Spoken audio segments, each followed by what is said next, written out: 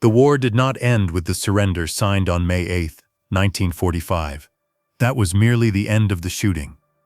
The true war, the war for survival, began the moment the guns fell silent. It was a war fought not by soldiers but by civilians. It was a war fought against the cold, against the rubble, and most profoundly against hunger. In Germany, the moment was known as Stunde Null, or 0 hour, a symbolic reset. But a reset to what?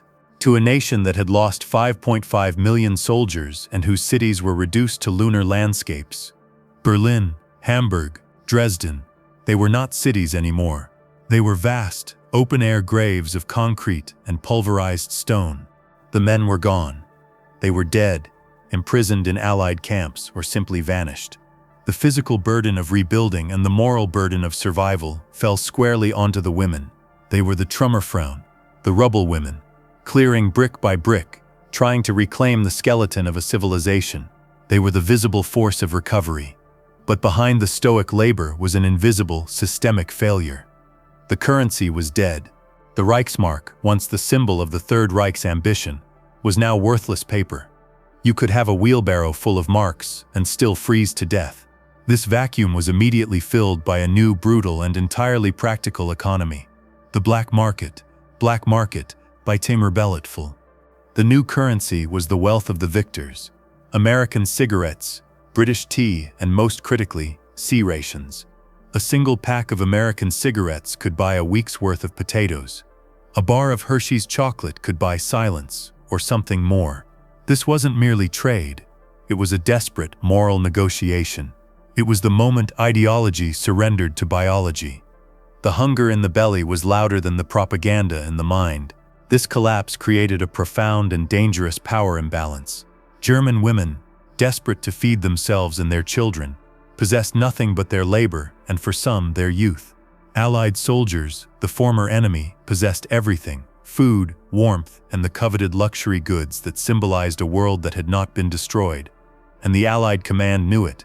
To prevent the moral contamination of the victors by the defeated, and to enforce a policy of denazification, the Allied forces immediately instituted a rigid policy: non-fraternization. The rule was simple. No German civilian was to be approached, spoken to, or interacted with socially. They were the enemy, and they were to be treated with cold, professional distance. For the American soldier, fraternizing with a German woman meant immediate court-martial, fines, or even military prison. The British policy was equally strict. The official reason was security. The fear that Nazi loyalists would use female agents to gather intelligence or incite rebellion. The unspoken reason, however, was moral. The Allies were supposed to be the moral superiors, the liberators. Socializing with the enemy blurred the line and risked bringing the moral rot of Europe home. But the policy was doomed from the start. It was a bureaucratic dam built against the flood of human nature and human desperation. The soldiers were young, lonely, and surrounded by a population in dire need. The women were starving, cold, and possessed the only thing the soldiers truly lacked: company. The distance mandated by law was instantly bridged by the black market. It began with whispers. A soldier would discreetly leave a tin of beef stew behind a barrel. A woman, pretending to clean, would retrieve it. Then the exchange became bolder. A cigarette for directions. A small bar of soap for a smile. The items weren't just goods. They were life support. A soldier who offered food was not just offering a meal. He was offering a temporary reprieve from the constant, gnawing anxiety of starvation. For the women, this transaction was a moral tightrope walk.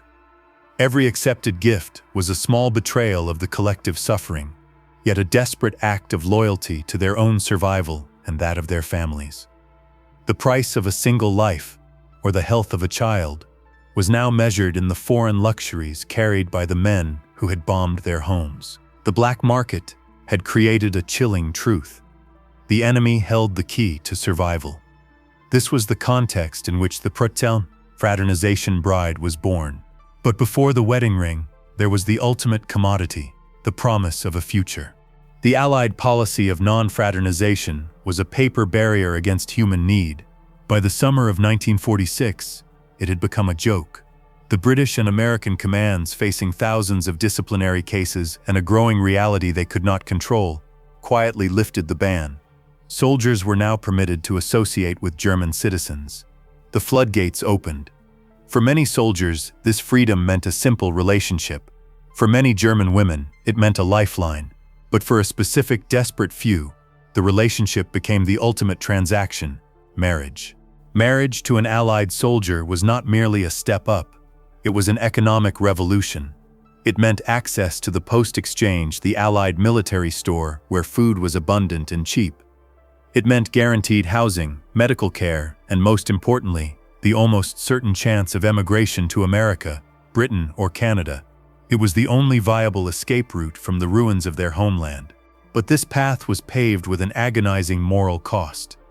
The German society that remained, the families, the neighbors, the old men, viewed these women not as survivors but as traitors. They had chosen the enemy's bread over the nation's suffering. They had exchanged German loyalty for American bacon. The shame was profound. These women were often spat upon, ostracized, and had the word verraten, traitor, whispered behind their backs. Elsa was 22, living in the ruins of Frankfurt with her widowed mother and 2 younger brothers.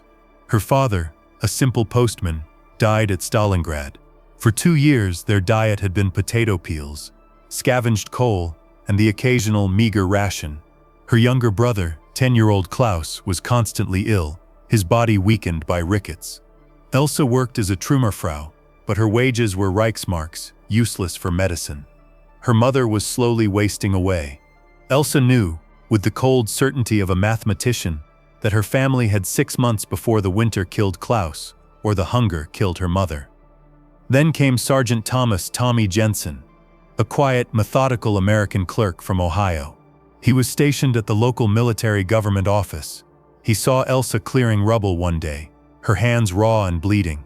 He started leaving C-Rations, tins of ham and eggs, coffee, behind a specific, unexploded shell casing near her route. The food saved them. Klaus began to recover. But the exchange was never silent. Tommy would wait. Elsa would talk. Not about love, but about the cold, the fear, and the memory of what Frankfurt used to be.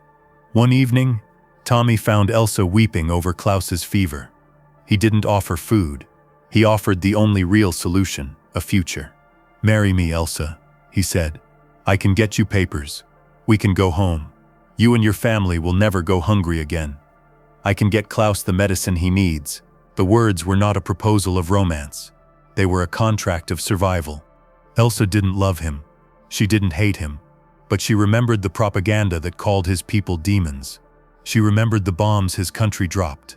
Yet the image of Klaus's thin face was stronger than any ideology. She looked at her mother, who was silently listening. Her mother, a proud German woman, simply nodded. Her eyes filled with a desperate, crushing resignation. Elsa said yes. The wedding, in the spring of 1947, was a bizarre collision of 2 worlds. Elsa wore a dress sewn from a parachute silk, a grotesque symbol of her new life. The reception was held in a partially repaired church hall. On the altar, instead of a grand feast, was a pile of Allied luxury, white bread, real butter, and a stack of canned peaches. Elsa was a bride, but her marriage was a transaction. She had traded her loyalty to her country for the survival of her family. She had become a black market bride. The ring on her finger was not a promise of eternal love, but a receipt for 3 lives saved from the ruins. The cost of that receipt would be paid for the rest of her life. Elsa's marriage to Sergeant Jensen provided the immediate relief she had sought. Klaus received penicillin and milk. Her mother ate bread that wasn't made of sawdust. Their small family unit was saved from the grave, but their salvation came at the cost of their community. The day Elsa and Tommy walked to the military government office to finalize their papers, they were met by a silent, cold gauntlet. Neighbors they had known since childhood turned their backs. The Trümmerfrauen she had worked alongside stopped their labor, watching her with eyes that held a mixture of envy, pity, and profound moral condemnation. The message was clear: you are no longer one of us. In the wreckage of Germany, loyalty was the last commodity left. These women, the black market brides, had traded that loyalty for a full stomach. They had chosen a personal solution over the national struggle. The irony was devastating. They had survived the war, only to be deemed traitors by the people they had fought to save. The psychological toll was immense. Elsa was now an outsider in her own land. She lived in the relative comfort of an Allied-controlled apartment, while her former neighbors froze in the ruins. Every bite of white bread, every warm night, every new pair of shoes for Klaus was a crushing reminder of the moral abyss she had crossed. The ultimate goal for most of these couples was to leave Germany. Between 1946 and 1950, tens of thousands of German women emigrated with their new Allied husbands. For Elsa, the journey to America was meant to be a final liberation. But the ship that carried them across the Atlantic also carried the heavy baggage of history. Arriving in America, Elsa faced a different, more subtle kind of hostility. She was an enemy alien, a woman from the country that had just tried to destroy the world. In Tommy's hometown in Ohio, the kindness was conditional. She was Tommy's wife, which granted her protection, but she was still the German. The cultural shock was debilitating. She had come from a world where scarcity defined every moment to a land of unimaginable plenty. The grocery stores, overflowing with food, brought tears to her eyes, not of joy, but of a renewed, agonizing guilt for her mother and brothers left behind. She was haunted by the faces of the starving children in Frankfurt. She was haunted by the taste of that first American canned ham which had bought her freedom, and the marriages themselves were complex. For many, the initial transaction evolved into genuine love, but for others, the economic necessity of the beginning remained a silent, corrosive presence. Could love truly flourish when the foundation was laid not on shared dreams, but on shared desperation? The marriage certificate was a visa, the wedding band a receipt. Elsa and Tommy built a life. They had children, but Tommy never fully understood the depth of her shame. He saw her as a rescued woman. She saw herself as a survivor who had made an impossible, unforgivable choice.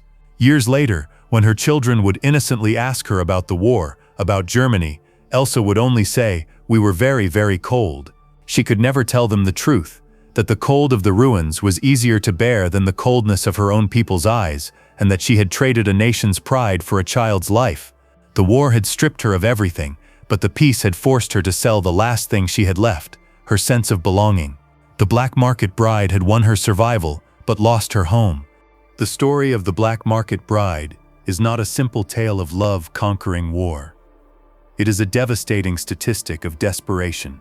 By 1950, over 15,000 German women had officially married American soldiers, with thousands more marrying British, French, and other Allied personnel. These numbers are a monument to the power of scarcity over ideology. The post-war world was supposed to be a triumph of democracy over fascism. But in the ruins, the only true ideology was survival, and the most brutal weapon was not the atomic bomb, but the hunger that forced a person to trade their deepest loyalties for a guaranteed meal. These women, the Elsas of the ruins, faced an impossible moral calculus. They were asked to choose between two forms of loyalty, both of which were broken. Loyalty to the nation, which had promised them glory and delivered starvation. 2. Loyalty to the family, which demanded a sacrifice of personal pride and national identity. They chose the latter. They chose life, even if that life came at the hands of the enemy, and in doing so, they exposed a profound truth about the human condition. When the system fails, the individual's moral framework collapses to the level of basic needs. The Allied soldier who offered the ring and the canned food was not necessarily a hero. He was simply a man who possessed the means of life. The German woman who accepted was not a traitor. She was a survivor who understood the cold, hard mathematics of the post-war world. The true betrayal was not the marriage itself. The true betrayal was committed by the system that drove its own people to such a choice. It was the propaganda that promised a 1,000-year Reich but delivered 1,000 years of hunger. The black market bride is the ultimate symbol of the gray area of war, a testament that the line between enemy and savior is often just the thickness of a can of peaches.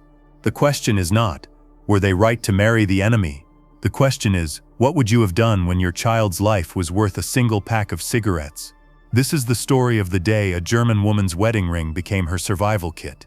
It is a reminder that the war's final victory belongs not to armies, but to the instinct for life. If this story of moral courage and desperation challenged your view of history, do us a favor and subscribe, hit that notification bell.